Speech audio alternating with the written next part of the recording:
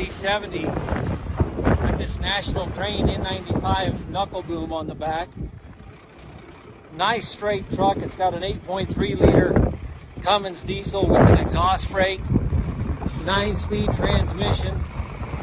The rear axle is a full locker.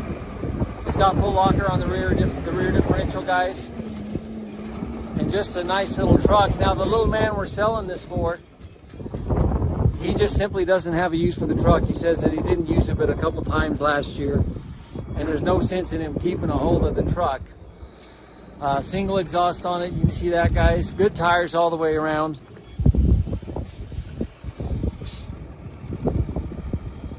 Now he says that this transmission in this truck is kind of high geared, guys. He doesn't really like it because he needs low gear for the mountains that he works in out here. But he does say this little truck will get out on the highway in flat scoop. Now I don't know what the gears are on that rear end. I will see if I can get under there and find out.